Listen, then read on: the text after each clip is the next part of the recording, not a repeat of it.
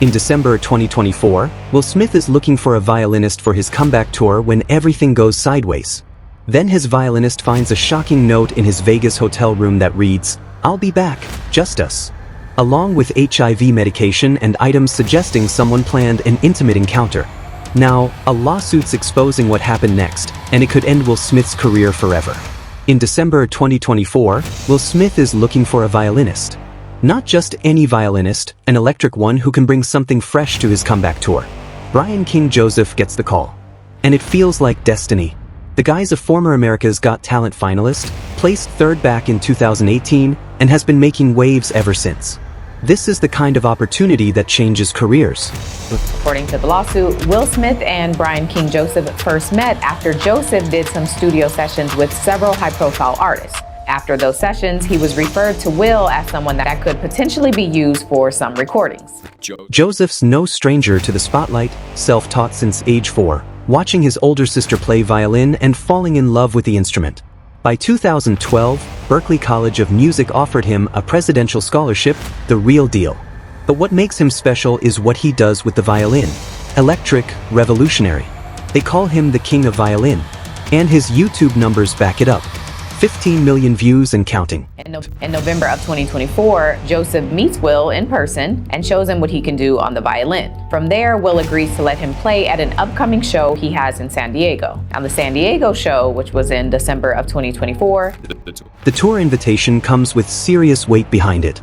Smith's is based on a true story of a 2025 global tour supporting his first full-length album in 20 years. The album drops in March 2025. The tour kicks off internationally right after. For Joseph, this is a career milestone doesn't even begin to cover it. But Joseph's carrying something most people don't know about. While at Berklee, he got diagnosed with peripheral neuropathy, a degenerative nerve disease causing chronic pain in his extremities and loss of sensation in his hands, the very hands he needs to play. Still performing despite it all, turning what could have been a curse into a platform to inspire others. Great. And according to the lawsuit, Will then invites Brian King Joseph to be more involved in the performances and tells him that he's a valuable member of the team and offers him more stage time during the shows. And their relationship, according to the lawsuit, grew even closer. According to the lawsuit filed December 30th, 2025, in Los Angeles County Superior Court, things between Smith and Joseph started getting intimate. Not physically, verbally. Smith allegedly told Joseph they had something special. The suit says that the two of them began spending additional time alone, with Will Smith even telling Joseph, quote, "You and I have a special connection that I don't have with anyone else." Okay. And other similar expressions indicating his closeness to Joseph. The tour's first leg hits Las Vegas in March 2025. House of Blues, March 20th. The band and crew stay at a hotel. Rooms booked by Smith's management team. Joseph gets his room assignment. Only management has access. The setup's controlled. Everything is going through them. That day, something odd happens. Joseph's bag goes missing. The one with his hotel room key inside. He'd left it in the transportation van after rehearsal at the venue. Tour management spends hours retrieving it. The timing would later feel deliberate. Around 11 p.m.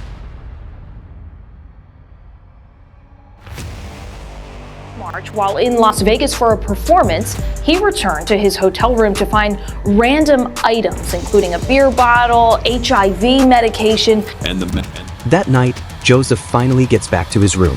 What he finds stops him cold. Someone had been inside. No forced entry.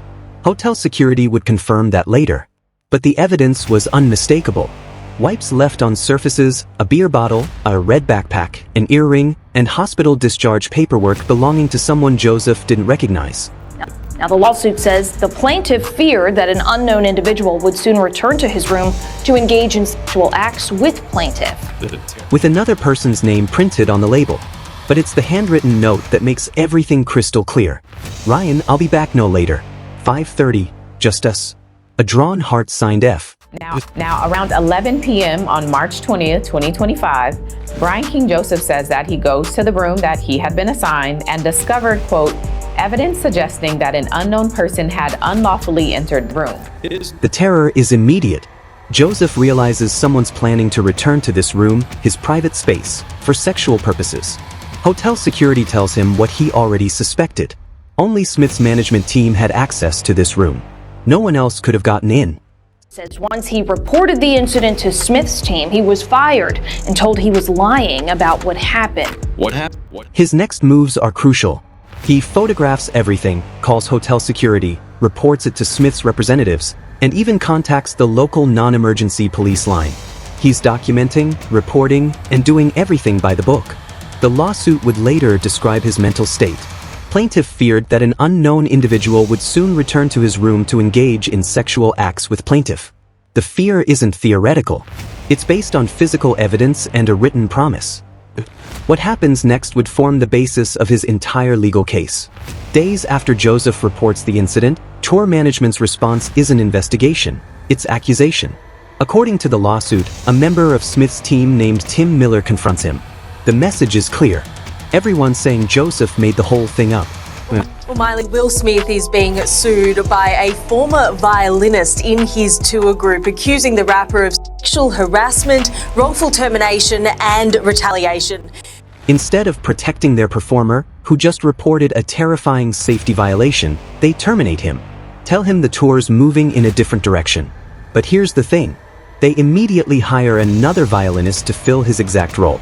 The sequence couldn't be more obvious. Report harassment, get called a liar, lose your job. Textbook retaliation. Joseph's lawsuit goes further than just wrongful termination. It argues that everything from the initial closeness Smith allegedly cultivated to the mysterious disappearance of his bag and hotel key to the items left in his room points to a pattern. The legal term used is deliberate. So the suit says that Brian, who is now concerned for his safety and the safety of his fellow performers and crew, notifies everyone about what happened and requests a room change. He also calls the local non-emergency line and files an incident report with hotel security. Joseph. The complaint states, the facts strongly suggest that defendant Willard Carroll Smith II was deliberately grooming and priming Mr. Joseph for further sexual exploitation.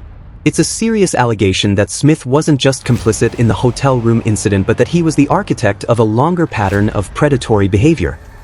So this is all on March 20th, and the lawsuit says the next day, Brian goes back to Los Angeles, and when he tries to show up at a recording for a pre-recorded show, he's told by a member of Will Smith's team that he was too late and that they would just see him in New Mexico for the next leg of the tour. Smith's attorney, Alan B. Grodsky, responds swiftly and forcefully. His statement is unequivocal. The allegations are false, baseless, and reckless and are categorically denied. They'll use every legal means available to bring the truth to light. And so the suit says, the facts of this case strongly suggest that Will Smith was deliberately grooming and priming Mr. Joseph for further sexual exploitation. But for Joseph, the damage is done. The lawsuit claims he now suffers from PTSD and severe economic loss. His career momentum stopped dead. The mental toll of that night in Las Vegas and the retaliation that followed continues. These claims are false, baseless, and reckless, and he will use all legal means necessary to ensure that the truth is brought to light.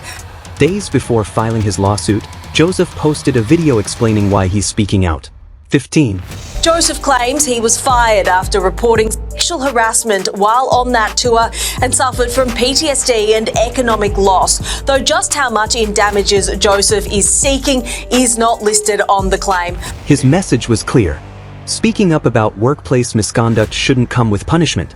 16. Unfortunately, some things happened, and I can't get into the details of exactly what that was because it's already a legal issue right now. But the reason the lawsuit seeks compensatory damages, attorney's fees, and a jury trial. It names both Will Smith and his company, Treyball Studios Management, as defendants. The claims include sexual harassment, wrongful termination, retaliation, and intimidation. What happened in that Las Vegas hotel room was only the beginning. The real fallout came after he spoke up. Hotel security arrived first. Joseph walked them through it all. The note, the medication, the timeline. Security confirmed there had been no forced entry, which meant whoever got in had legitimate access. That narrowed the possibilities considerably. He requested an immediate room change, and the hotel complied without hesitation. Simply for reporting sexual misconduct or safety threats at work is not okay. And I know that there's a lot of other people out there who have been afraid to speak up. Next came the police. Joseph called the local non-emergency line and filed an official report. Every word documented, every claim on record. He was building something prosecutors call a paper trail, the kind of evidence that becomes nearly impossible to dismiss later. Then came the call he thought would bring protection. Joseph contacted Smith's tour management, reporting everything that had happened in his Vegas hotel room. He expected an investigation and was maybe even concerned for his safety. What he got instead would stun him. Intrusion at his Las Vegas hotel room. He came back to his hotel, he says, and found that there was no forced entry, but that someone had entered the room and left a number of items there. Days passed. Radio silence from Smith's team. Then finally, a representative from tour management reached out. But this wasn't the conversation Joseph anticipated. The accusations came fast. Everyone was supposedly telling them the same thing. That what happened to Joseph was a lie. That nothing actually occurred. That he'd fabricated the entire incident. The person who'd reported a potential sexual assault was now being painted as a liar and a troublemaker. Then came the question that revealed everything. The representative allegedly asked Joseph directly why he'd lied and made the whole thing up. No investigation had been conducted. No effort was made to verify his claims. No concern shown for his safety or well-being. Just immediate disbelief and blame. Joseph tried explaining again. His name is He Brian had King photos, Joseph. He police then reported reports, this to and hotel police, the security hotel staff, and he documentation, also but none reported of it it to mattered. Smith's management The decision team. had already but he been claims made. that he was then shamed by Will Smith's management team. According to the complaint, management delivered the termination with corporate language designed to obscure the real reason. They told Joseph the tour was moving in a different direction. Standard phrasing companies use when they want to avoid admitting the truth. And he says he was then fired, and then shortly after he was fired, they said they were going in a different direction, but then they ended up hiring another violinist. So he is now suing for, among other things, emotional distress and economic loss. The different direction excuse fell apart almost immediately. Within days of Joseph's firing, another violinist was hired for the exact same position on the exact same tour. Same role, same responsibilities, just a different person filling it. Joseph claims the next day, so March 21st, he goes back to LA to support the crew and the cast for a pre-recorded show. However, he alleges that Tim Miller, the plaintiff doesn't really explain who that is. That word, grooming, carries enormous weight in legal terms. It suggests this wasn't a random incident but a calculated pattern of behavior. The lawsuit argues that Smith's earlier comments about their special connection, the increasing private time together, and the alleged hotel intrusion all pointed towards something far more sinister than an isolated event. Quote, when plaintiff requested for further reasoning, Tim Miller, acting on behalf of defendants, redirected the blame for the termination onto plaintiff, replying, "I don't know, you tell me." Those intimate conversations Smith allegedly had with Joseph about their unique bond suddenly took on a darker meaning.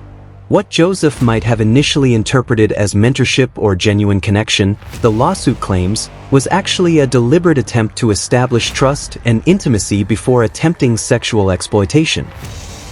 Was this a way to just, discredit Joseph? Or, alternatively, the damages why did he really Joseph believe that? suffered Are there extend those far refuting beyond the lost Joseph's paycheck. narrative? According to the Joseph complaint, alleges he that developed was severe shocked emotional by this distress accusation following from the Miller. incident and his subsequent firing.